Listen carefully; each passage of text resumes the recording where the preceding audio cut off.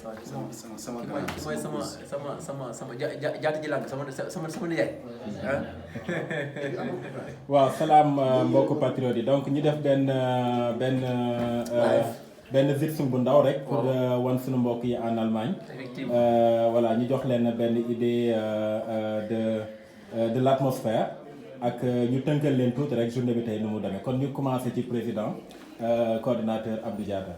waaw asalaamaaleykum gars yi ñu ngi leen di nuyu bu baax depuis Genève gént gi finalement doon na réalité donc toog nañu ak président Ousmane Sonko. donc vraiment mu doon ki nga xam ne vraiment ki am yëg-yëg si ñun dafa bàyyi lépp amoon ay rendez-vous sax mu pousse ko.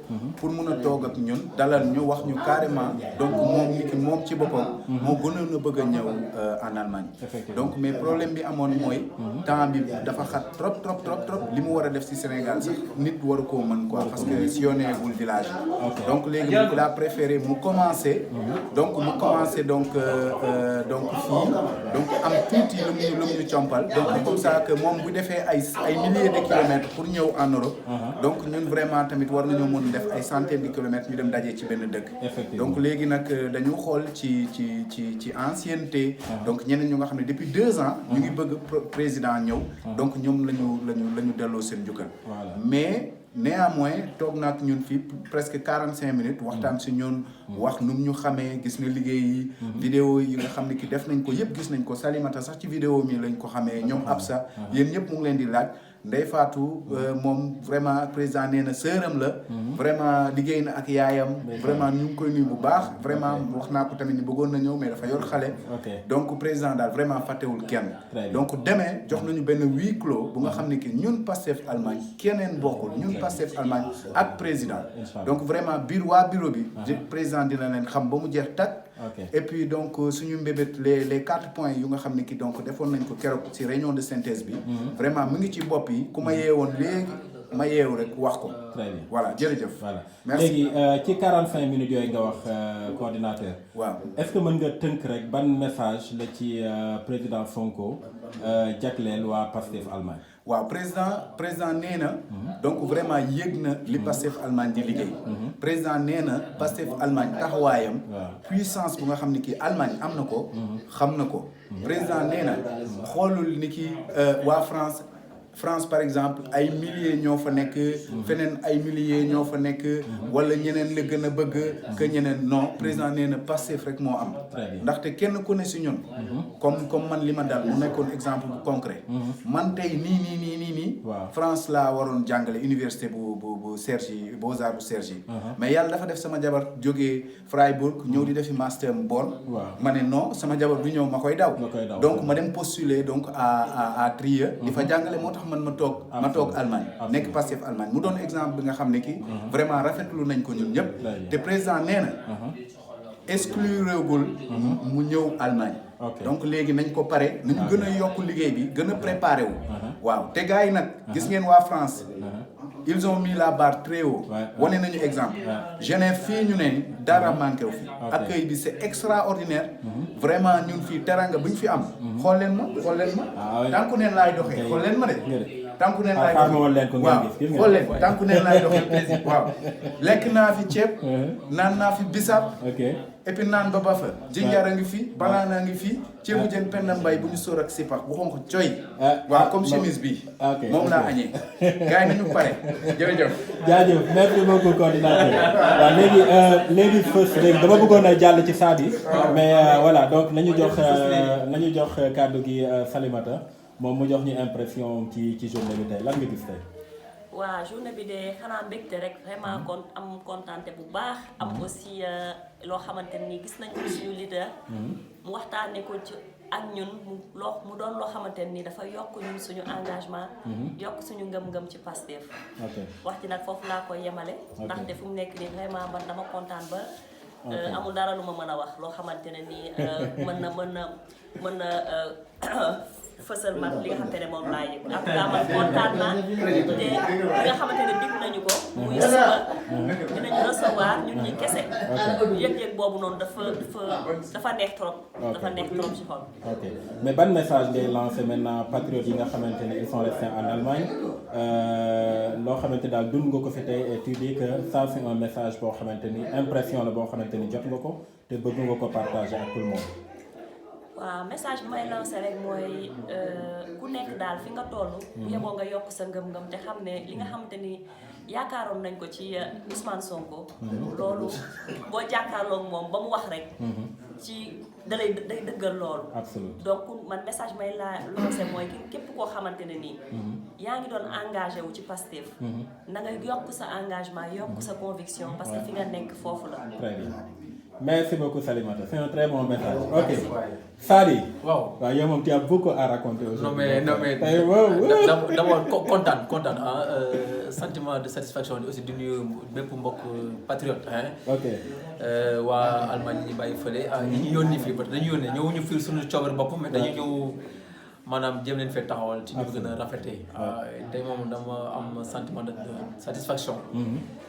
ñu tase fii ak góor yàlla boo xam ne vraiment wàccee boppam. parce que dëgg-dëgg une personne d'une humilité inégalable. dëgg-dëgg. aussi nit ku mën a déglu. loolu dafa am solo. c'est important. te tey di dafa nekk tukki di am solo comme ni ñu waxee olof ñaay nee na bu xare jotee. bu dee jotee te deewoo. doo góor voilà. te lii nag dañ ko def pour def ñu ko pour suñu bopp dañ ko pour Sénégal def ko pour suñu ëllëg. fu mu ne nii dafa am benn ay pepp ñuy jiw tey. pour maanaam ëllëg suñuy doom mun koo jëriñoo. donc kontaan ci satisfaction ci maanaam le fait que le président déjà daf bëgg nañu recevoir suba ñu loolu ak moom. tees ko suñu mbébét am lu ñuy wax mën a waxtaanee ak moom. déjà loolu yëg-yëg bi moom ci Pastef Allemagne. donc di wax ñëpp ne nañu ñëw bokk ci xeex bi. parce que lii lu ñu bokk la. Sénégal benn bopp la kenn mënu ko xaar ñaar. donc di lancer un appel à tous les patriotes. donc de se joindre donc à cette cause noble. di ne jërëjëf Pastef jërëjëf Sénégal. jaajëf donc comme li nga wax moo gën Pastef Allemagne am na Sprechstunde. waaw mit Ousmane Sonko. waaw donc pratiquement mën nañu wax que ni tamit camarades yi resté en Allemagne. ku ci am question boo bëgg a laaj Ousmane Sonko. mën na ko dugal ci panel bi. et on fait de notre mieux pour jotale ko demain voilà c'est ça. waxtaan entre damay xam ne yow mënoo ma xamee sa Aïssatou. kilifa parti.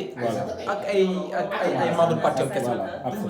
lu am solo waxtaan rek waxtaan maanaam échanger.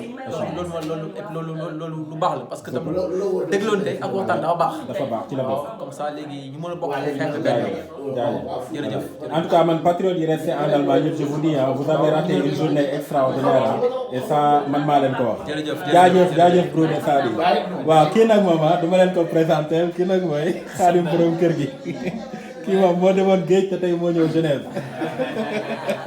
en fait déjà suma grand yi wax nañ li ñuy wax kon luñ fi war a wax rek. waxeet la daal. waaw xam nga vraiment li ma doon xalaat ak li ma gis. raw na li ma doon xalaat. ci Ousmane Sonko. gis naa nit ku tey gis naa nit ku dal. gis naa nit koo xamante ni mi ngi à la hauteur. et puis il a les pieds sur terre. donc rafetlu naa ko trop. man mi taw depuis presque 1000 kilomètres. te vraiment 2 jours yoo xamante ni sama bët yaa ngi nii nelawuma. absolument te amul kenn koo xamante ni mës na ma ko jaral. ma déplacé wu. dem di seeti keneen c'est la première fois dans ma vie. non soo mel naa la. donc man dama engagé. totalement. et je dis totalement. que man. dama engagé dinaa fexe engagé ñeneen le maximum. absolument kon nag yéen léegi. maa ngi leen di xaar. ndax fii moom mokk na rumbax. kon nag yéen. def leen li ngeen war a def. kon maa ngi leen di ñaanal. jaajëf Fambel mais yow dafa am benn qualité boo am xam nga olof daf naan. lu yëngu lu ko yëngal moo ko ëpp doole dama bëgg nga yëngal patriote yi dama bëgg nga lancer benn message boo xamante ni patriote bu ko dégg rek. dina réfléchir tey quoi dina xalaat lu mu doon def mu yokk ko comme dóoral benn. non wir brauchen den Sommel des Tages. slogan bi mooy. ñun ñëpp li may wax rek. on ne dort pas.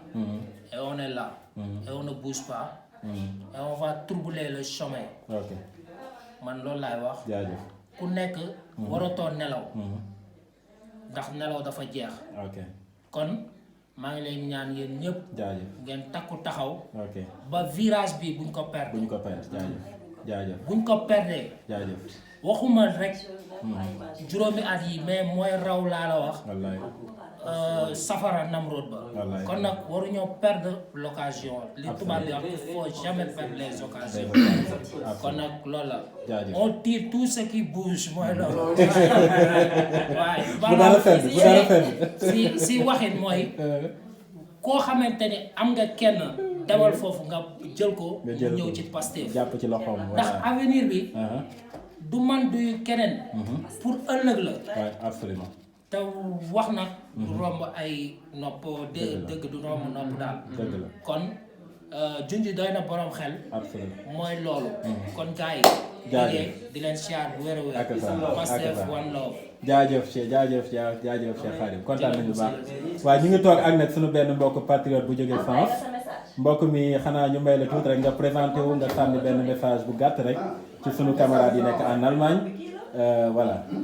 maa ngi nuyu waa Allemagne sunu patriote yi nekk Allemagne di leen ne mën ngeen yéen ñëpp fi teew parce que ñi leen fi teewal mat nañu teew ñëw nañu représenté nañu waa Allemagne et puis aussi ñëw fekk fi ñoo xam ne yeneen patriote yoo xam ne ñu ngi jóge feneen ñu jóge France ñu ñëw daje fi pour rek même objectif muy lan mais ki ñu tànn ne moom la te moom la war a doon mu am le 24 février bi di ñëw loolu mooy suñu mbébét nañ ko comme ni ko sa waay waxee nañ def tout mu nekk képp fu waaye mën a nekk daal na nga xam ne yow sa mission mooy nga fexe nga bokk si ñi di pousse ba le 24 février bi di ñëw may kontaan trop di daje sama mbokk Allemagne ma daje man de am naa leen lu may wax de man section Allemagne laa bokk parce que kii nag moom kon yow du gis ay nga bëgg yow moom toxu si nga quoi waaw mbokk mi kii nag suñu mbokk Gambien la bokk ci patriote yi parce que tey waxuñu Sénégal bi la ñuy wax Cheikh bi lan nga ciy dolli. comme li nga wax nii rek moom la Sénégal bi la. man suma wax bi daal du sori noonu quoi parce que si on parle du Sénégal. oui c'est vrai. Ousmane Sonko c'est un Sénégalais. et puis c'est les élections Sénégal qui est en train d'arriver. Mais pour moi. Ce combat, c'est pour toute l'Afrique. Surtout la Sénégambie, la région là. C'est toute l'Afrique parce que l'Afrique, depuis la naissance de l'Afrique, on n'a jamais vu un président africain qui est pour les Africains. Ça commence à venir, on a deux actuellement. Rien que deux, on peut dire, dans 54 États, des présidents, comme vous dites, c'est pour le président africain, pour les Africains eux-mêmes, qui est Paul Kagame, et on parle aussi du président ghanéen. Un petit peu aussi pour le président nigérien, qui est Mohamed Buhari, qui est en train de faire un travail magnifique pour combattre contre la corruption, qui n'est pas facile. Donc, il faut qu'on fasse tout et tout pour que Sonko soit élu en 2019 pour qu'au moins on ait un troisième président dans notre continent. Parce que si je dis troisième président, les gens vont dire mais il y a beaucoup de présidents en Afrique.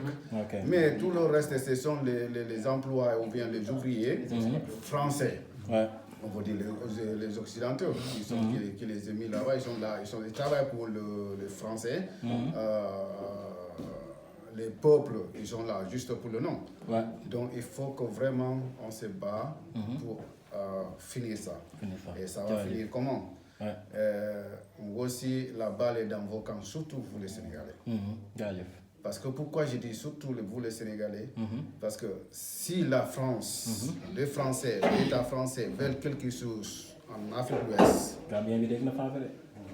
veulent quelque chose en Afrique de l'Ouest, tous les magouilles qui vont le faire, ils passent par des pays en Afrique de l'Ouest, première Sénégal, deuxième Côte d'Ivoire. Quand ils sont dans ça, ces deux pays-là dans leur poche, l'affaire est clos. lu ma gën a neex ci li nga wax mooy que y a déjà 2 présidents qui sont modèles on cherche le 3e. Allemagne nag nee nañu alle guten Dinge sind drei der dritte wird Ousmane Sonko. jaajëf Cheikh bi ñu ngi lay sant bu baax a baax. waaw kii nag mooy Sana Diédhiou on ne le présente plus xanaa ñu bàyyi ko rek mu sànni ci quelques kàddu. waaw waa jërëjëf waa Allemagne. bon ñun fii moom egg nañ si jàmm. fii gàjje nañu compatriotes yu bëri fii. waa patriote France, waa patriote Suisse. Vraiment, on a eu de très bons échanges. Malheureusement, on est arrivé un peu en retard. Bon, on n'a pas pu rencontrer Ousmane Sonko et échanger avec lui. Mais quand même... Yo, tu ne l'as pas rencontré, mais les autres camarades. Hein? Oui, les autres camarades, oui. On ne l'a pas rencontré. On est arrivé un peu en retard. Mais on attend encore la conférence. Absolument. Je pense que c'est le plus culminant de ce déplacement. Voilà. Encore, boole ci tamit nu camarade Sadi waxee le président va prendre demain quelques minutes boo xamante ni dina waxtaan ak waa Pastef Allemagne. waaw Inch'Allah, j'espère que ça va se passer ainsi. Voilà. Ce sera l'occasion ñu mën a développer yeneen thèmes yoo xam ne. ak ñu ne quelle stratégie ñàkk la ñu demee pour mën a jot suñu carte yi. parce que sans les cartes on peut rien faire. waaw ok kon nag patriote demal jëli sa carte.